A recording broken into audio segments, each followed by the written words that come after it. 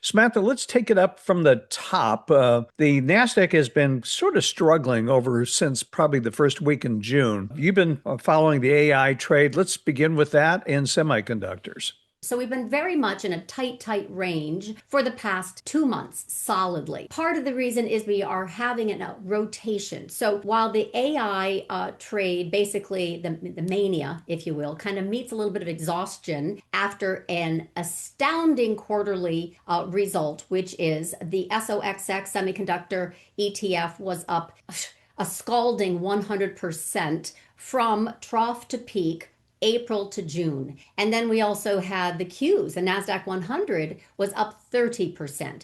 Now, logic would dictate, unless this is 1999, that is not something that can continue without continued mania, right? This is not what we saw. We, in fact, have seen dispersion unwind where the Mag 7, if you will, the hyperscalers in this AI trade were softening and selling, which was fueling the money flow into the AI semiconductor memory space. We also had a big move, if you recall, in Q2 in the space plays, the solar plays, everything that fed the data centers and the AI ecosystem. Now, what's been happening the past 2 months since this kind of June 1st dispersion unwind? We ended the first half of the year, we go into the second half of the year. And the Mag 7, the hyperscalers, are starting to get some support again, right? They're the ones that have not advanced in Q2, like the semi trade, the AI trade. So now they're catching the bid. So why we have not sold off is because we have not had volatility. And I have a saying, in lieu of sector rotation, there will be volatility, but we've had none. It's been suppressed. And the Fed didn't give us any reason to really reprice risk. So long story short, under the surface, we have had a rotation out of semi-memory plays, the mania, in this distribution channel for the past 2 months of the market, where hyperscalers, some software, and some Chinese ADRs have also very oversold, have picked up some speed, and basically money has rotated into other sectors and basically out of semis. So that's why we haven't sold off, is we still have ballast in the market. That's interesting because yesterday, I think it was New York Governor Kathy Hochul put a 1-year ban on AI centers.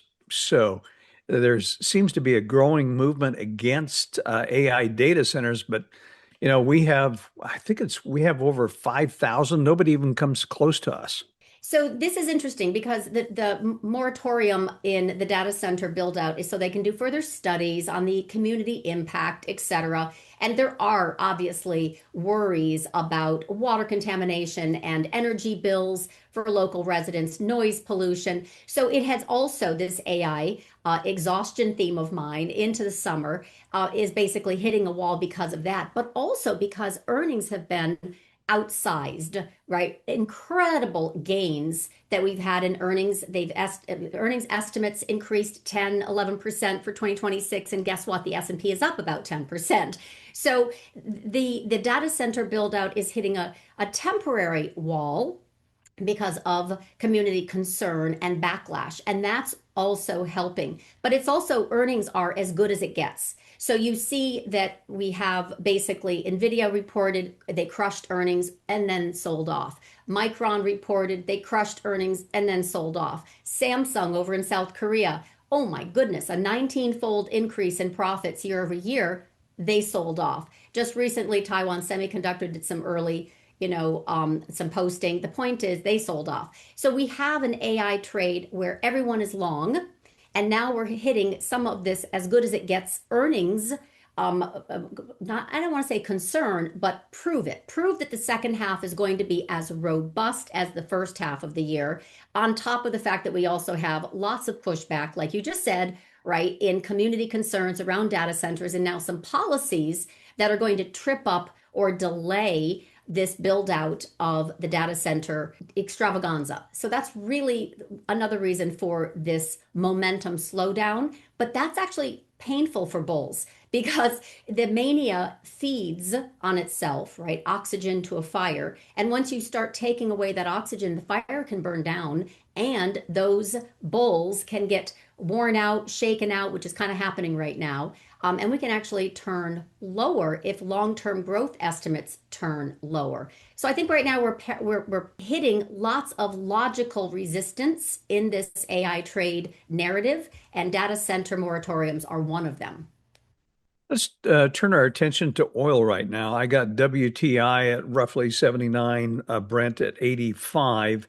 You think it tops out at 85 is your top price? If it doesn't, we're in some deep doo-doo. So we have basically, it's a technical term, but we have definitely softened in, crude, for example, has pulled back down into the pre-Iran war price of about 67.90. Let's call it 68. So that was a really good place also for a little bounce. We have a strong support level at 65 crude. That's like a 20-year look back. It's extremely strong. Above is bullish, below is bearish. So to have a bounce, of course, on re-escalation. Iran war is picking up again. We also have Netanyahu coming this weekend to visit Trump. That's always been kind of a precursor to more escalation, potential ground, boots on Card Island potentially. So the point is, we definitely have oil rising on geopolitical fears. And I do see 85 as a resistance level, overshoot to 90. 91, if we get and stay above, that's the deep doo-doo, which means we already have a lot of barrel counters out there. So experts in oil inventories who will, I have one on my trading desk. So, one that focus on supply, demand, disturbances. And right now, this is a big supply deficit as it relates to oil flow. Margins for refiners have been hot fire flames, so the crack spread has been extremely beneficial to that trade in refiners. But we get to a point where then it gets too hot, for comfort, and then that will trigger demand issues. So I think already, as it relates to the short term, we will have some distribution around that 85 area and overshoot to 90, and then we could see toward the end of the year, all things being equal, a nice softening of oil and yields in a disinflation impulse toward the end of the year. But for right now, all bets are off. Escalation is, fully in view and could increase not just the bullish oil trade, but also yields and dollar. Remember, as oil rises, it's also a big hit to oil and gas importing countries like Japan. So the dollar yen is front and center right now as the USD/JPY picks up speed. It is a big bid in the dollar. Yen weakens. So relatively speaking, a higher dollar complex with rising oil, with rising yields is very much a headwind to equities. So we do want to see oil top out, like I said, 85 is distribution. That's my target from that 65 to 85. That's a really nice area to trade. We can overshoot to 90, but if we get and stay above 91 again, market will see some very big headwinds. What about as we head into the fall, this year being the election year, always important. I don't know what it is about September, October. They tend to be weak periods of time. The inflation prints have been coming lower, but that reflected the lower oil prices. Now they're going in the opposite direction. It also reflected lagging shelter. So shelter prices kind of peak and they roll over, but it's very lagging, very, very lagging. So we will have this softening in short-term CPI prints because of the lagging effects of falling oil, energy costs, and also the shelter component. But toward the end of the year, we really are more focused on what happens with, the Fed, because that can add fuel to the fire. Wars are inflationary. So as oil moves higher with yields and dollar, then we have that headwind to equities, but we also have a big inflationary backdrop that will price in more Fed rate hikes, even if they don't really follow through.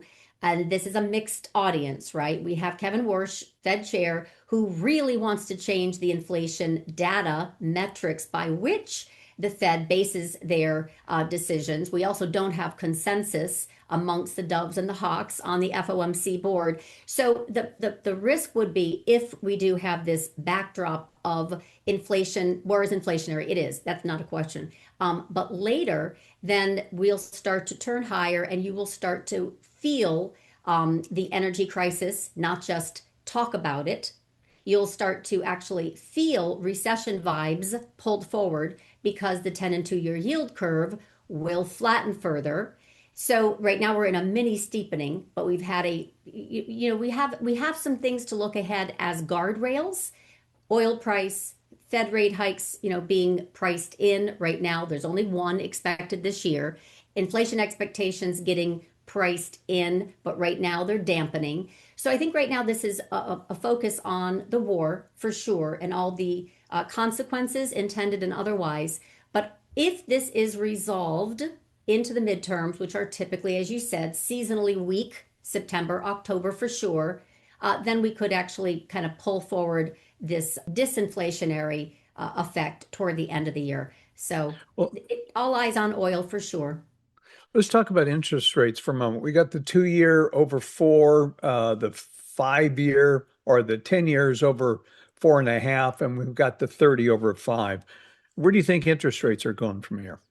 Short term, they follow oil in the short term. But as I just mentioned, I think we can have some decoupling in the future. This is a longer term prognostication. Okay. So in the short term, we clearly have rising dollar, rising yields, rising oil. Okay.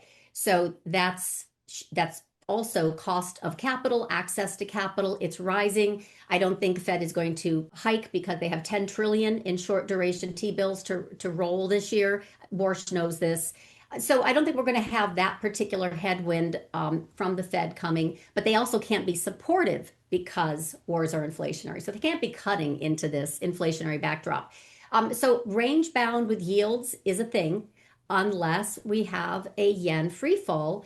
Dollar yen is a risk here. The yen carry trade unwind into the end of year is a risk here if Japan decouples from this energy dependency on US oil and gas, the petrodollar. But we're not there yet. So I think for right now, yields are staying range bound. They're right now being absorbed by the market for sure with the AI excitement. But as we move forward, if we don't have a disinflationary impulse by the end of the year, then we're going to have more doo-doo. So that's it. Okay, let's move on to gold and silver. We had a real nice run up last year, actually since 24. And the first month of the year, it was like almost looked like AI stocks. And then all of a sudden, it's been going the opposite direction. What's your take here? That mania, market folks love mania over macro all the time. They love mania over boredom all the time. So in the same way that we had this really strong outperformance in gold and silver, really from the spring, actually November of 2023, the Fed said, "Yeah, we're done hiking." That was very supportive. Yellen came out, Fed Chair Yellen at the time said, "Yep, we're gonna issue lots of short duration T-bills to help fund this fiscal deficit." And it was very, very, very bullish for gold and silver. And they continued on a ramp of size for 2024, 2025. Also, countries were settling outside of the dollar system. So China settling into gold, even Japan with the yen, some were going directly into gold, but that's not really, that's frowned upon. We know about Russia, et cetera. So lots of the countries were trying to gather a way to transact trade outside of the dollar system. So de-dollarization, if you will. Then we had the Iran war. Before that, the mania collapsed just like a parabola. They always do. They go sideways. You can still be very trend long precious metals, but again, without that fire fueling the mania, it peters out. And so we're in that digestion period for gold and silver since the January highs, in the same way that we're right now in that digestion period for data centers. Like you said, data centers are a big bottleneck right now for this AI advancement in the US, this winner take all trade of chasing all things US, right? AI. We also had the world's largest data center project on the verge of collapse after Blackstone, pulled out. So it's not just New York policy. So the gold and silver trade is not right now in vogue. And also during the Iran war, they local, right, Middle East and others, Russia, Turkey, had to start selling their gold. So there were disturbances in that macro trade. So the mania peters out, but the trend will still continue. The AI memory supercycle is petering out for this year, but the trend can still continue. It just takes time, and people are very impatient. So I don't think that that is a concern. I think gold coming back down into, we're about 4,000, 4,200. That's respectable, right? But I think it's going to actually head lower. I think 3,500 is where it will find solid support. And folks, especially those who are very knowledgeable about what's happening with our dual deficits, our twin deficits of trade and fiscal, they will be buying with both hands at 3,500. All right. Well, given this uncertainty that we have, and like I said, we're back to bombs away, so who knows how that plays out. What would you be doing here, given the rotation, which has just been constant, it seems like, throughout this whole year? Right now, we have the beginning of the earnings season, right? So Q2 reports, and they are expected to crush it. Banks were stellar. Are we getting into a situation where banks are as good as it gets? Or, I mean, they really were stellar.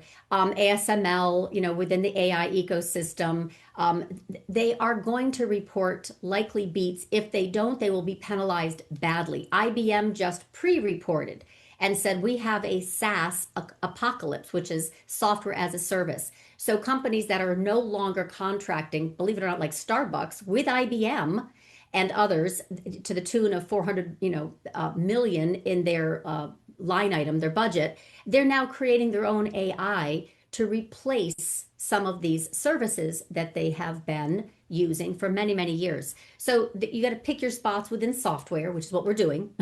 So I think you can still have hyperscalers delight for earnings. I think you can also have software delight for earnings, a surprise. You can also have these Chinese plays that have been oversold and left for dead, surprise. So there are going to be pockets of basically oversold, left for dead software, foreign exposure, and of course, within even the very quiet hyperscaler space. Right now, it had been very quiet. I think it's going to get a little bit more attention. For example, the S&P, the top five semi names that were all converting this AI spending into earnings, right? The Microns, et cetera. They were extremely rewarded with lots of bulls rampaging, and they had on average just the five semi names within the S&P 500. They were up 155% year to date. That's the first half. Mag 8 only up 1.6%. So when I talk about rotation, that's what I'm talking about, right? So that's what I wrote about last month, that I can see a case for hyperscalers and oversold software and even Chinese ADRs to pick up a little bit of that money flow. So that's what we're doing over at LaDuc Trading. Join Club to trade with Samantha. Scan this QR code or click the link in the description.